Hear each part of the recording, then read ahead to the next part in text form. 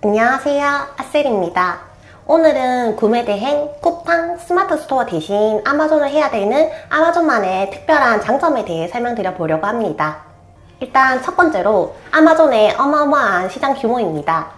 최근에 주홍규님 채널에 이런 영상이 올라왔었는데요. 이 영상에서 말하고자 하는 내용은 조금 꿈을 크게 가져라 하는 내용이었는데, 여기서 예시로 든 게 볼펜 10,000자루를 팔려면 스마트 스토어를 배우고 볼펜 10,000,000자루를 팔려면 아마존을 배워야 된다는 내용인데요. 저는 솔직히 이 영상에서 아마존에 대한 모든 설명이 끝났다고 생각합니다. 국내 마켓플레이스 같은 경우에는 정말 내국인들을 대상으로 판매를 하는 거지만, 아마존 같은 경우에는 전 세계인들을 대상으로 물건을 판매할 수 있는 건데요.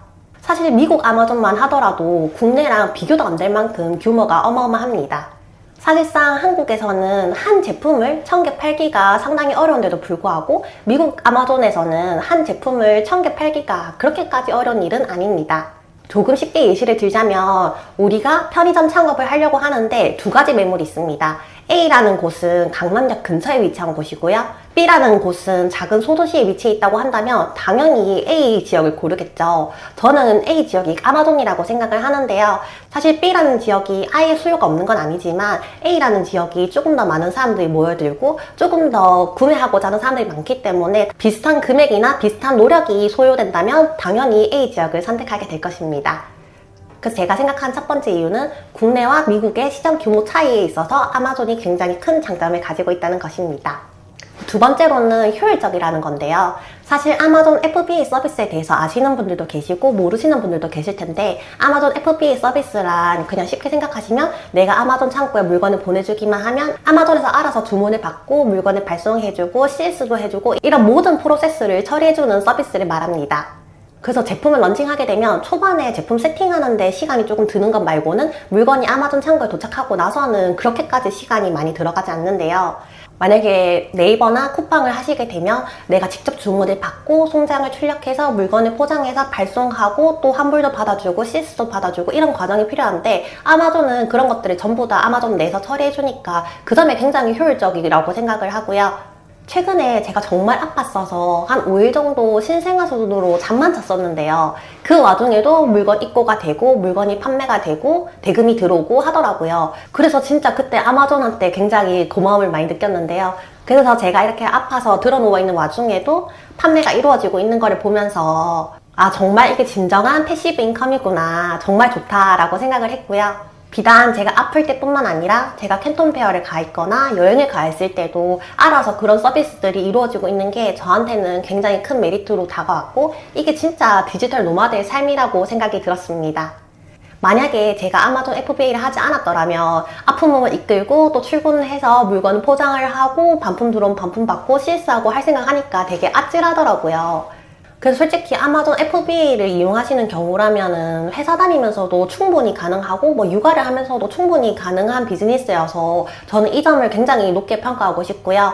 그래서 제가 생각하는 두 번째 아마존 장점은 효율적인 시스템으로 인한 정말 찐 디지털 노마드가 가능하다는 거고요. 시간적으로나 공간적으로나 정말 자유를 가질 수 있다는 것이 좋다고 생각합니다.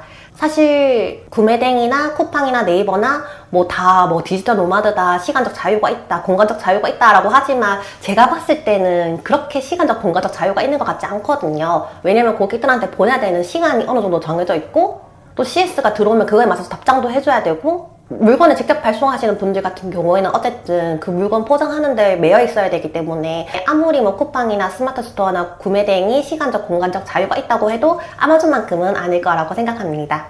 제가 생각하는 세 번째 장점은요, 1인 셀러가 판매하기 굉장히 좋은 환경이라는 것입니다. 아마존은 굉장히 공평한 플랫폼인데요. 일단 기본적으로 아마존의 상세 페이지를 보시면 그냥 기본 상세 페이지의 경우 사진을 7장만 넣을 수 있는데요. 국내 상세 페이지 같은 경우에는 굉장히 길잖아요. 그래서 조금 큰 기업이랑 1인 기업이랑 차이가 날 수밖에 없는 게, 큰 기업은 조금 모델도 쓰고 좋은 스튜디오 가서 사진 촬영하고 전문 디자이너를 고용해서 상세 페이지를 만드는 것과 1인 셀러가 직접 상세 페이지를 만드는 거랑은 차이가 날 수밖에 없습니다. 그리고 조금 큰 기업 같은 경우에는 블로그 마케팅도 많이 하고 SNS 마케팅도 많이 하고 되게 자본금을 많이 들여서 마케팅을 할 수도 있고, 또 리뷰도 구매하는 경우도 있고요. 비슷한 제품을 더 많이 매입해서 가격 경쟁하는 경우가 많은데, 아마존 같은 경우에는 쿠팡처럼 결국은 이 물건을 구매하기 위해서 고객들이 아마존 내에서 물건을 검색하는 거기 때문에 물론 SNS 마케팅이 있으면 조금 더 시너지가 나겠지만 아마존 마케팅만으로도 충분하다는 장점이 있습니다. 사실 국내 같은 경우에는 택배비를 많이 보낼수록 택배비가 저렴해지는데 아마존 같은 경우에는 물건을 1개를 팔든 1000개를 팔든 FBA 수수료가 동일하기 때문에 이런 부분에서 동일선상에서 경쟁할 수 있다는 장점이 있고요. 아까 말씀드렸던 것처럼 상세 페이지 같은 부분도 딱 7장만 정성 들여서 잘 만들면 되기 때문에 큰 기업하고 1인 셀러하고 경쟁이 붙어도 1인 셀러들이 그렇게까지 밀리지 않는 플랫폼이라고 생각합니다. 그리고 아마존 내에 브랜드 기능이 되게 잘 돼 있어서 1인 셀러여도 브랜딩이 가능하다는 장점이 있는데요. 브랜드 등록을 하면 약간 네이버 스마트 스토어처럼 브랜드 스토어를 만들 수 있는데 스마트 스토어 같은 경우에는 그냥 제품만 전시 가능한 반면에 아마존 브랜드 스토어는 동영상도 올릴 수 있고 사진도 올릴 수 있고 정말 미니 자사몰이라고 봐도 될 정도로 브랜딩이 가능합니다. 그래서 제가 생각하는 세 번째 장점은 1인 셀러들도 큰 기업을 상대로 충분히 경쟁이 가능한 시장이고 내가 브랜딩을 하고 싶으면 얼마든지 브랜딩이 가능하다는 장점이 있습니다.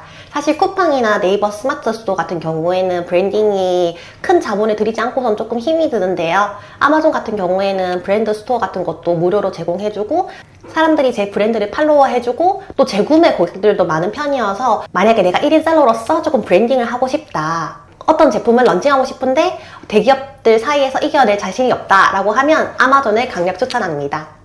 아무래도 제가 유튜브를 하다 보니까 저한테 문의 메일이 되게 많이 들어오거든요. 아마존도 대량 등록이 가능하나요? 뭐 이런 거 많이 물어보시는데 저는 처음에 대량 등록 뭐 프로그램 이게 무슨 말인지 몰랐어요. 그런데 구매대행 같은 경우에는 되게 막 1000개 막 이런 식으로 대량으로 등록을 해서 그 중에 팔리는 것들을 구매로 대행해준다고 하더라고요. 근데 사실상 아마존 같은 경우에는 한 제품에 선택과 집중을 할 수 있기 때문에 그 부분이 굉장히 좋고 유리한 것 같습니다. 네, 그래서 오늘 이렇게 아마존만의 장점 3가지를 말씀드려 봤는데요.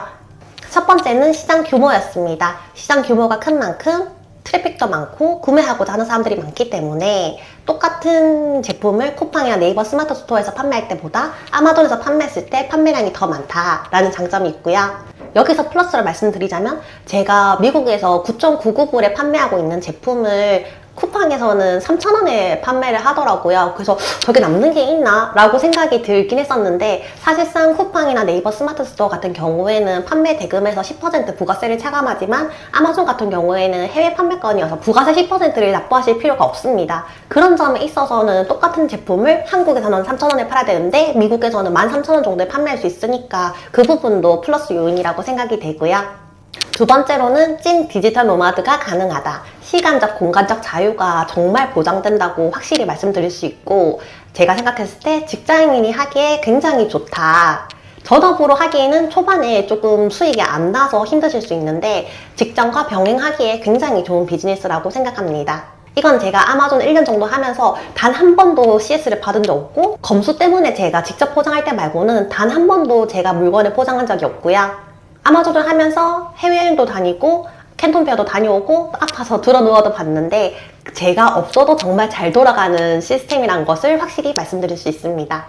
세 번째로는 개인 셀러가 하기에 굉장히 좋은 플랫폼이라는 것입니다. 1인 셀러가 큰 기업을 상대로 경쟁을 하더라도 아마존 판매에 있어서 제반되는 비용은 동일하기 때문에 내가 좋은 제품을 잘 소싱해서 조금 차별화나 브랜딩화나 고급화를 잘 시킨다면 큰 기업을 상대로 충분히 겨뤄볼 수 있다고 생각하고요. 결국은 메인 이미지 7장, 상세 페이지 7장만 잘 만들면 되기 때문에 비용이나 노력이 국내 마켓플레이스에 비해서는 상대적으로 덜 들어가는 것 같고요.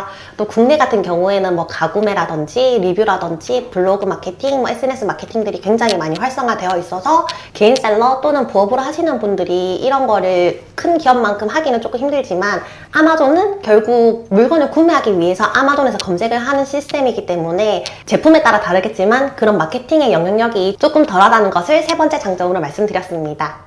제가 지난번에 올렸던 영상 덕분에 조금 구독해주시는 분들이 늘어나서 아마존에 대한 관심이 굉장히 많으시구나 라는 생각이 들었습니다. 그래서 오늘은 이렇게 아마존만의 장점에 대해서 말씀드려봤고요. 혹시 부업이나 투잡이나 뭐 새로운 파이프라인을 만들고 싶다고 하시는 분들은 아마존이 좋은 선택지가 될 수 있을 것 같습니다. 오늘 제가 준비한 내용은 여기까지고요.